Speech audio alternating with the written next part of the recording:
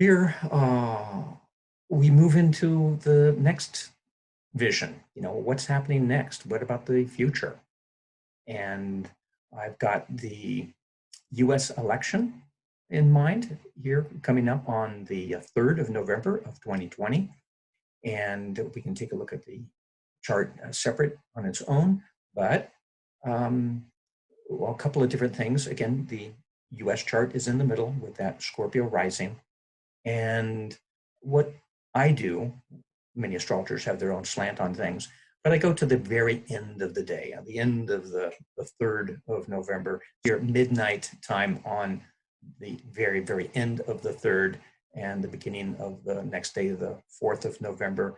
And that at midnight is when I calculate this chart, because pretty much, all of the elections have been done, recognizing, of course, that this is a Washington, D.C. chart, and so it's an Eastern time. So those in Hawaii and Alaska are probably still cooking. But yeah, this is something I find at the end of the day, probably most of the information has come in. So that's just one reason that I use this particular midnight chart following the whole day of voting. So the things that jump out at me right here, taking a look on the right-hand side, you'll see that the planet Uranus is at 8 degrees Taurus, exactly opposite the rising sign at 8 degrees Scorpio. It is retrograding, and so it's going back to that point, showing a political party is rallying in the last days. And oftentimes a Uranian perspective is going to be more of the liberals recognizing that they better be doing something, especially if they're seeing that it's going lopsided in one direction, and they better get off their butts because, as we probably know, only a minority really it elects or go to the polls and votes, and typically it's like between 24% or 27% can win any particular election in the United States, because usually between 47 and 49%, sometimes 51%, just don't vote at all. So, having said that, a group of more independent thinking people are converging there on that day, and it's going back to the identification of what is this country all about anyway. And when we think of the revolutionary dynamics of Uranus, then yeah, we may have ourselves a strong-minded populace coming up, rising up here and going to the polls, and hopefully it's a progressive bunch. In the meantime, look up here in the 8th house, and you will see here that the moon at 21 degrees, this is again, that very last hour of the day, is right next to the lunar nodes. North node here also at 21 degrees, which is aligning with Mars in the natal chart at 21 degrees Gemini. Again, Gemini, two minds about things. Trump is a Gemini.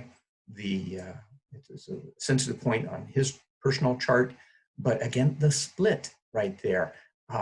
Will the more sensitive, emotional, lunar types get together with a positive North Node dynamic to persuade the more aggressive Martian types to do the right thing, to think a higher road, to think about unity, to think about the future, to maybe even have some of the different ideas and lessons that we learned from this pandemic slowdown, breakdown, lockdown of the spring of 2020, and maybe concertedly we can say, maybe we can have a better world, maybe we can do something different, maybe we can have a different plan. And so, yeah, but with Mars involved, with the Gemini involved, with the moon on Mars, there are going to be some strong feelings. There's going to be some energies and even temper involved with this. we take a look down here into the third house, and as you know, I pay attention here to the Pluto at 27 degrees Capricorn. Here is Saturn, transiting Saturn 26.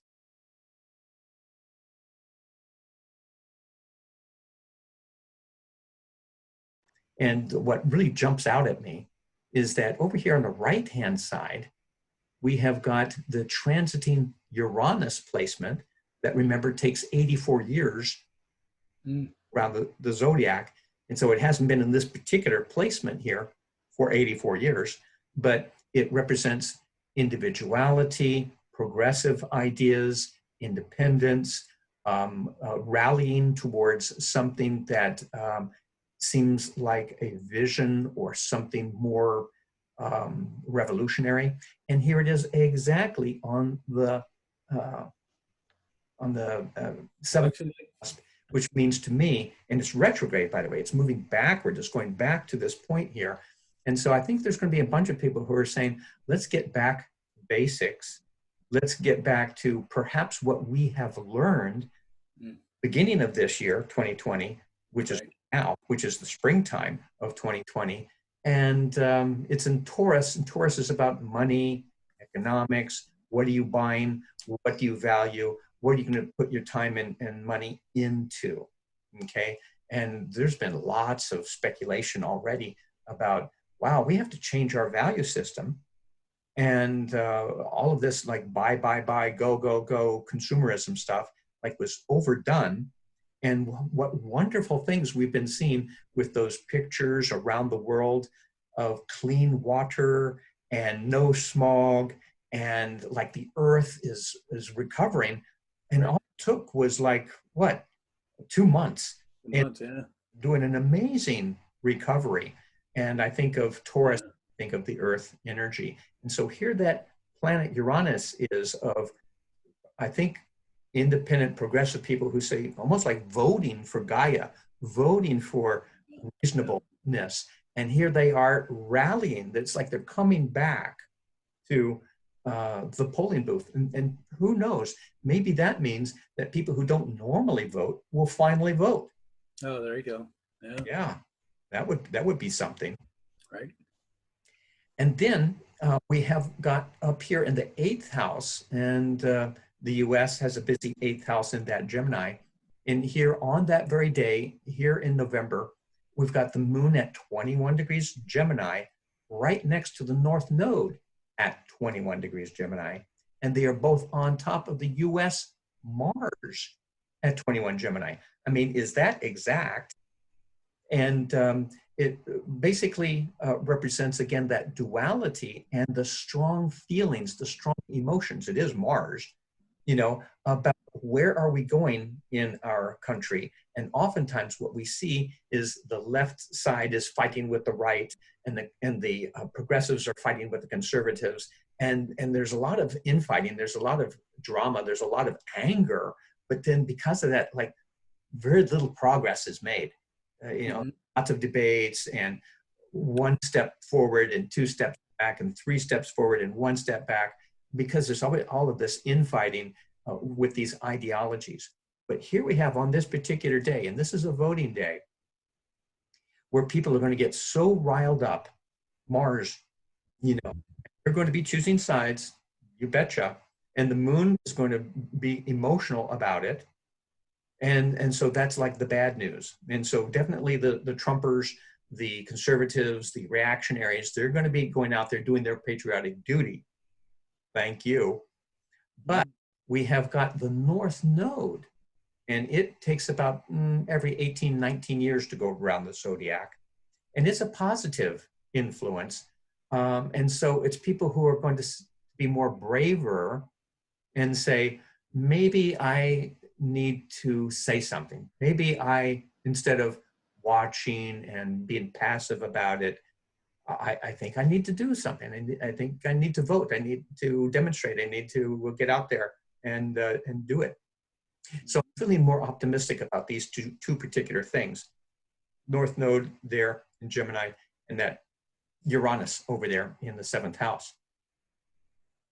In the meantime, we have got Mars which again is connected to strong feelings and so forth. It's in the combative, fiery Aries energy there in the 6th house. And at 15 degrees, it's just about, doing a square with the sun. And because it's going retrograde, it too is going backwards, moving to a closer square with the sun. And again, this is a major fight. This is a fight for the destiny of the United States, for gaining back, and the sun, by the way, represents the rulers, the leaders, those who are in public display, because that's again where the sun shines. So basically the executive power. And Mars is going back and saying, I wish we could take back our country. We could take back the last 4 years. Okay. So again, very strong feelings about this on both sides. It is really, parallel here.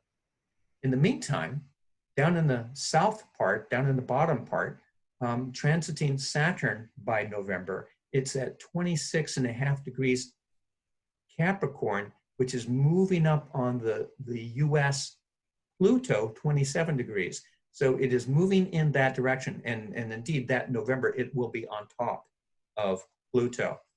And so could it be that there's going to be more oversight, that there's going to be more legislative actions that is going to make a fairer voting atmosphere? That's the high side of it, okay? Because Saturn represents, government, and I'm thinking about the legislature, and at this point we're talking about the House, House of Representatives that hopefully are trying their best to fight the mafia, and hopefully they come in and they put some restrictions, or they're watching for skullduggery and behind the scenes types of things. And I'm hoping that they're going to fight for what is right. Mm. Now, there can be a negative consequence to a couple of these different things. One fantasy that I've had, or maybe it's more of a nightmare, is that Trump will lose and then he won't admit it. Right. That could be very possible. Right. Yeah. And I'm not going anywhere, and I'm gonna call on all my buddies to fight for me. Exactly. That I think could easily happen. And when I take a look at up here in the 8th house of the division and Mars getting involved with things, it could be like, calling foul. There must have been a mistake, or probably there's something illegal going on because Donald J. Trump did not win. Mm-hmm. So, and that could be, again, back to Mars squaring the sun, representing the executive branch, falling back on his old ways, which is not a big surprise about that. So yeah, it's probably going to be heated. It may be contested. There's going to be some drama. There's going to be some anger. But again, none of that's going to be surprising. Right. Is there, have you gone, like, say, another, 30 days into the next month?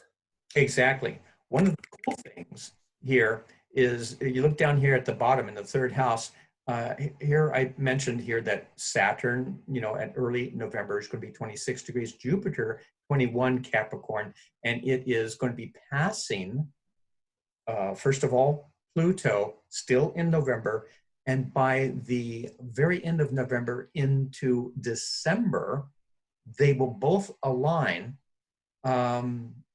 in Aquarius. And so basically, there are these 20-year cycles connected to supply and demand, connected to the economic interests. And 2020 is the end of a cycle that started in 2000.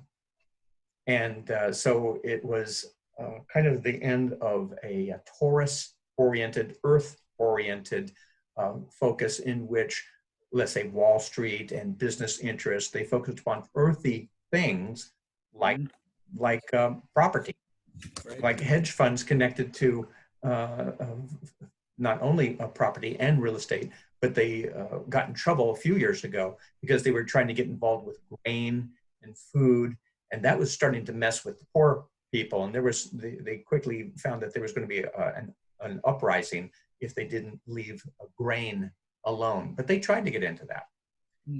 Anyway, this is coming to the end of that as we go into an air sign Aquarius new phase for the next 20 years, and it's going to happen at the end of 2020. So my feeling is that this interesting time, October, November, is really quite volatile, with lots of feelings, lots of passions, lots of energies, and there's probably going to be some debate. There's probably going to be like contesting the results.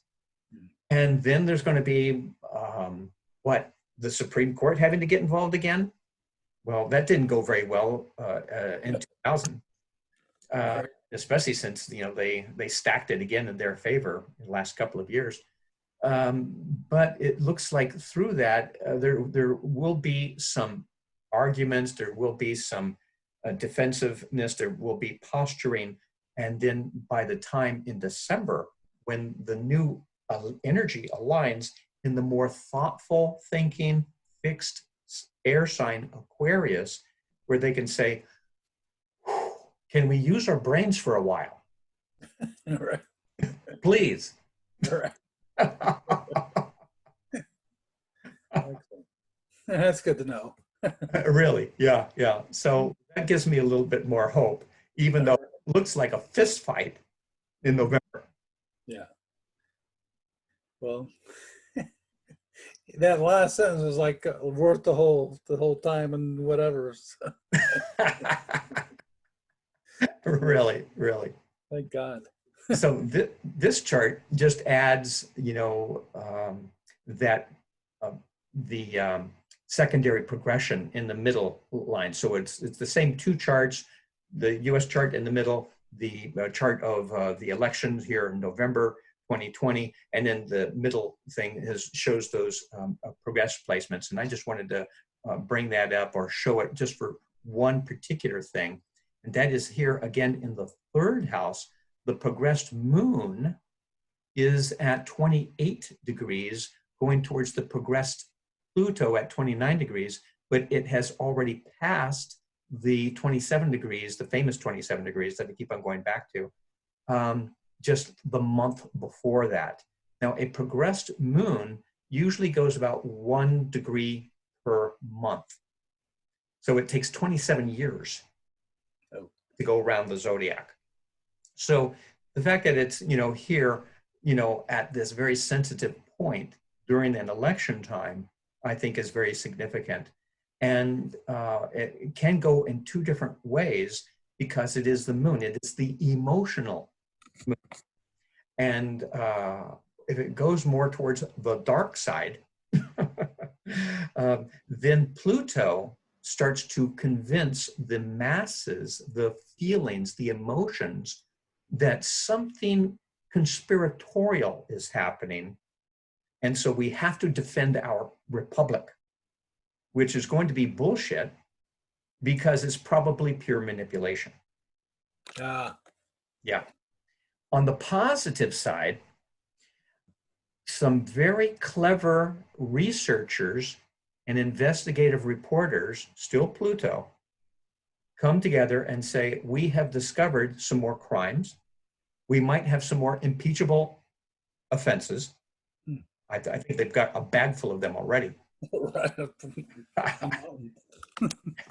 And so there may be some scandals just prior to the elections that are made public that really get the people, the citizens, the voters to start thinking, wait a minute, it's not like I thought. And then that will persuade a bunch of people to have their eyes opened. And I must admit, I'm surprised that there's not already a lot of people who have got their eyes open. And why are they still shut? Because it seems to me like every other week there's some sort of bribe or corruption or something against the environment or against clean water. Yeah, I thought it was every other day. I mean, see, I mean, when is enough enough, you know? Right. Like, according to this, it's like a month and a half before the election, there's going to be some interesting revelations. At the same time, there's going to be a pushback with the classic, you know, Roy Cohn type of legal, you know, bullshit, you know, propaganda stuff. You know, if you're accused of something, you totally ignore it and you go on the offensive. Of course, where Trump learned a lot of his techniques, his tactics. Right. So it just emphasizes again that, my goodness, it's going to be quite an election time. I can imagine, yeah. Yeah. Now I jump forward 2 years into the future because we have got a Pluto return. Remember, I told you that it was 248 years. And so 1776, and here in February of 2022, Pluto will come back to where it was when we were a bunch of colonists choosing to have a revolution against Mad King George. I mean, we're in a very similar situation today. And we've got people, again, on both sides. We've got the loyalists, as it were, who want to keep things as they are. And then we've got a bunch of people who say, man, it is so over. It is over time to come up with another plan. And one of the cool things about the coronavirus lockdown is I think there's a lot of people who are stepping back, looking at, you know, getting out of the classic rat race, you know, off of those treadmills and saying, wait a minute, why have I been doing a marathon every other week? You know, with all of the, you know, burning all those fossil fuels and going off doing this, doing that. I think this is a wonderful time for people to reevaluate what's going on. Oh, yeah. Here we go up here to February 2022, when we have our Pluto return. And as I already mentioned, you know, it could be a revolutionary time. Those people who have a really stranglehold on the government and they're just watching out for the 1%, if they're just watching out for, you know, what it's going to be good for them and their rich friends and families, something's got to give.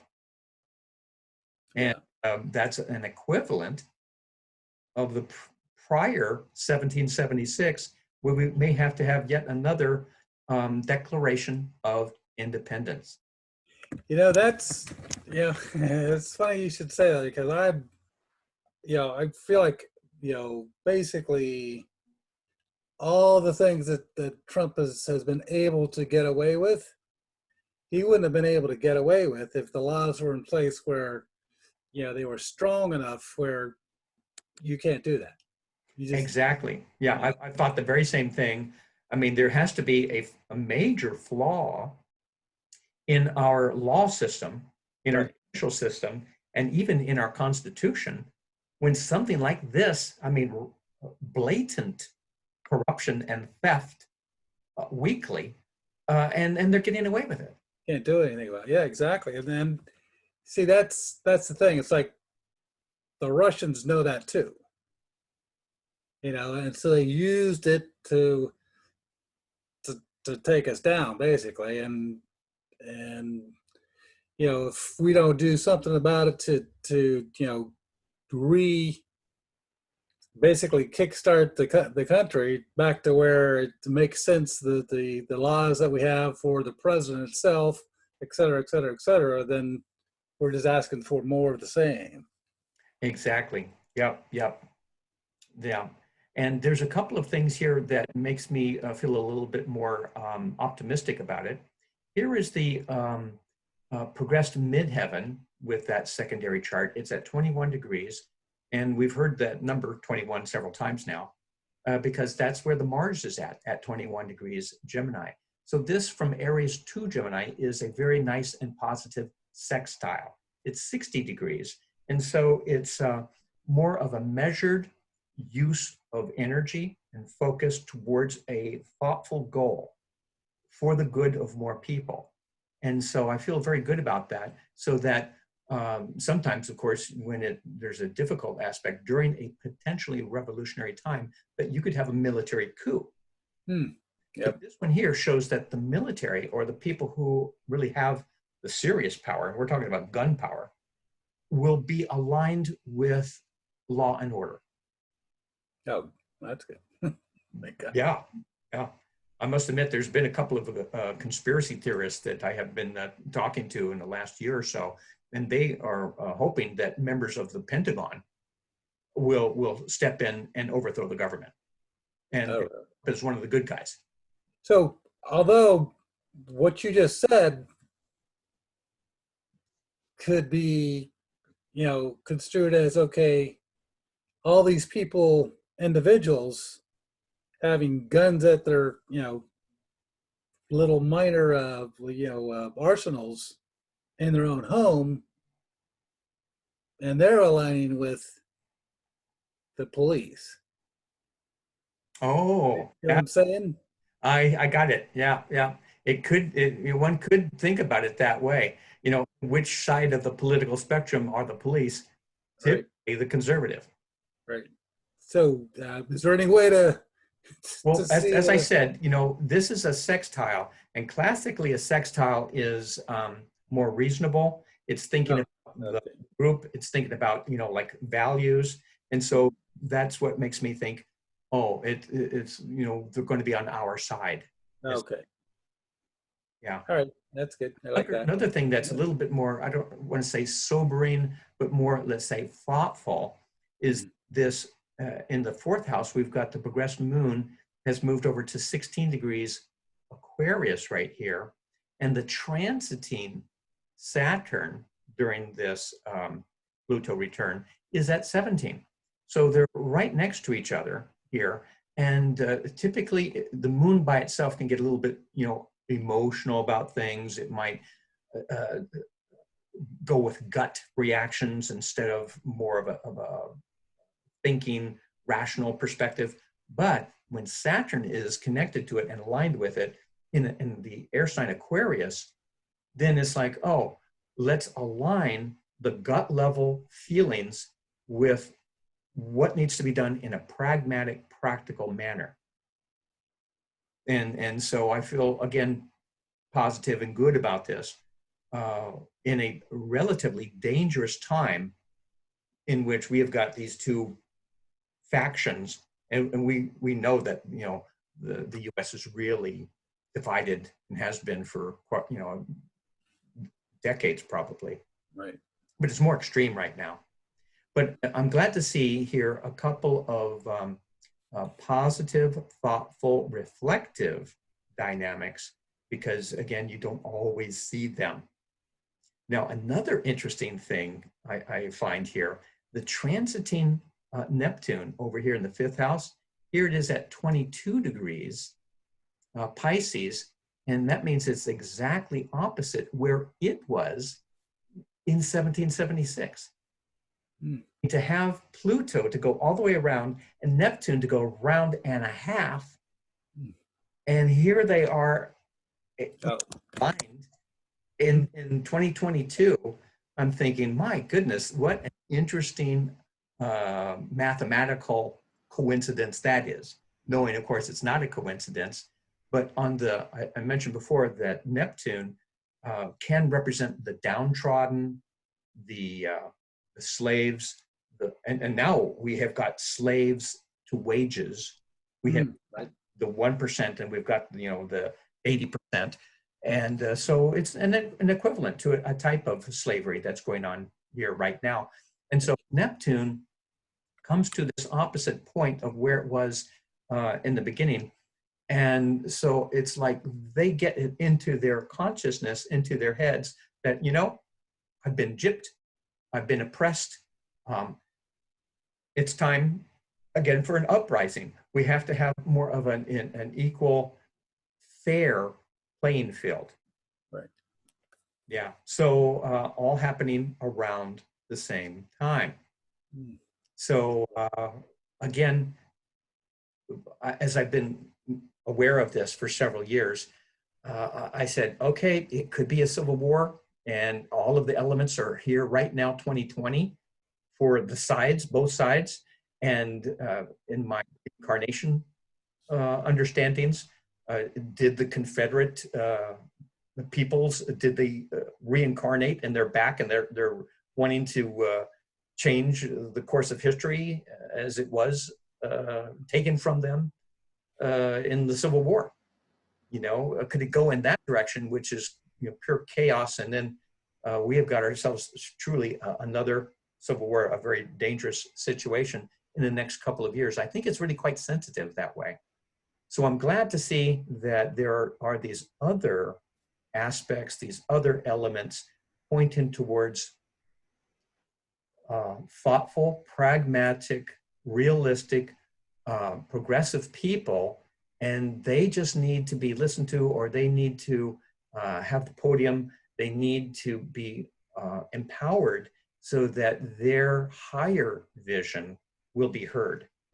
And that's where prayers come in. That's where people can get together to join these groups. And it's hopefully it's going to be, you know, bigger than, you know, choose one of two parties. Yeah, right. Yeah. But maybe we can get, you know, go beyond that, and let's have a third entity, because Mhm. the silent majority has always outnumbered those people who vote. Always, you know, but how to get them active, how to get them, you know, aligned with this. Maybe it took something so crazy as we have right now to wake people up and say, oh, I guess my vote could count. All right. Yeah. And that could be the positive side to things. Oh. That's why we need to pray. Right. That's why we have to have, you know, wiser, spiritual, thoughtful people that are bringing up the energy that we can, you know, with our spiritual perspectives, with a sense of detachment, with a sense of, yeah, can we go the right route? And Right. to do that in tandem, but we need some help from above. We need some wise beings. We need some angelic forces. We need to pray to God for wisdom and spirituality and a peaceful change, especially in the next few years. Right. And then that brings me to yet another jump into the future. And this is one of the famous Saturn-Neptune alignments. And you see here, I've got a chart for February 2026. And this is up in the 10th house, again, except for Washington, D.C., is where we have the Saturn-Neptune alignment in 0 degrees Aries. So just beginning a new phase. So this could be after the fallout. This could be after the revolution, picking ourselves up again and moving in a just society, freedom and justice for all, which was, again, the ideals of the Declaration in the first place, of the Constitution. Right. But as we both have said, as we all can see, you know, there's some major flaws in the Constitution. We have to probably rewrite it so that it doesn't, you know, fall into the wrong hands, so that the people who are pretty much self-seekers or into themselves or into their pocketbooks, you know, don't take charge again. Mm-hmm. Now, the interesting thing about this particular alignment, and this is why I brought it up, is that this is what's called the communist alignment. Have we heard that before? Whenever they get together, these two. Now, remember in here, 2020, we're talking about Saturn-Pluto. And I'm thinking, oh, watch out for the mafia, right? Saturn-Neptune. And this is idealism spirituality, we are all one, we are all equal. And the government, Saturn, says, okay, let's form this into a organization, into a committee, into a party, and then it became the Communist Party. Mm. And one could say that as devious and as strategic as Pluto will go, Neptune can be a little bit too naive. And it's a kind of a rough plan, and it's like a loose idealism that then is structured, and then they lose sight of the vision, which has happened again and again with these socialist slash communist experiments. So a real quick recap of some other very interesting alignments when Saturn aligns with Neptune. When Neptune was discovered in 1846, it was right next to Saturn, just like this, but in the opposite sign, I believe in Libra. And this was when Karl Marx was working with Engels, and very soon after this alignment, he wrote the Communist Manifesto. Yeah. And this was also the time in the 1840s, the late 1840s, when they had the revolutions of 1848 and a bunch of peasant revolutions and a bunch of people who were protesting, again, the royalty and fighting against oppression by the wealthy and by the royal people. So very much a people-oriented sort of thing, you know, and one of those early communist things. So there it was in 1846, and we go one cycle after that to, I believe it was like 1881, 1882, and they came again in a conjunction, and Karl Marx died. Mm. And it was the first international convention of the Communist Party. Oh, geez. Yeah, 1881, 1882, somewhere around there. Huh. The next cycle, 1917, the Bolshevik Revolution. Oh, right. Okay. Yeah, yeah, in the middle of World War I, and the powers that be, they lost control of the Russian hierarchy, and so then the communists could take over basically a corrupt system that was perhaps hollowed out with its kind of dream of just the czar and an old fairy tale of how the royalty can just rule, you know, with an iron fist. And so they did need to have a change, and they probably needed to have a revolution. But again, the kind of like the vague idealism of Neptune was taken over by some autocrats, Saturn. And then we had someone like Stalin in a few years later after that, who did not have any vision at all. And they had this basic flaw that since we're all equal, you can be a doctor and you can be a dentist and you can be, you know, an engineer, which just can't happen. I mean, you've got like these basic abilities and interests, and then you do your studies, and then you follow your natural wisdom and inclinations, and then you can have these very important roles in society. But with this egalitarian perspective, oh, anybody can be anything, you know, and of course that didn't work out well. And so it was a bunch of people who were very ill qualified for their positions. And that's what really kind of brought it to an end. So from there, we go another cycle to 1953, when Stalin died. And this was the beginning of Khrushchev. And this is when a young Gorbachev joined the party. Oh, okay. Yeah. Yeah, yeah. And this is also when Vladimir Putin was born. Okay. Right. Wow. Right. And then we go another cycle into 1989. And that was the fall That's all of of the Soviet Union. It was a bolstering, a strengthening of the Chinese communist, but again, the vision, the ideals, the stupidities, the bureaucracy in that Soviet system just fell in on itself, like the Tsar system fell in on itself. Again, a very important communist point. This is the next one, 2026. And so my feeling is that in the election of 2024, we're going to have some people who are going to be putting into effect some of the idealism that we can see here. Because again, it's a new sign, it's a fire sign, it's Aries. Again, there is the idealism, but hopefully they're going to be using their brains a little bit more. right. Which remember is already promised here in 2020. So that more pragmatic, thoughtful people will get together and there will be a new ideology that says, you know, if we're going to be having, number one, either a revolution anyway, we have to have a vision in where we're going to go this time with a better set of rules, a better constitution, better ideology.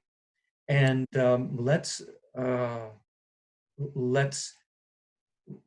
give, let's say, the average person more freedom over their own autonomy, which was always the ideal connected to communism. It just oftentimes turned into the bureaucracy took over. No, right. Right. I hope that in a fire sign, and even the moon is in Aries too, that there's enough of that individualism that the people then in a new governmental system, remember, this is going to be true around the world. This is not just a US. Okay, yeah.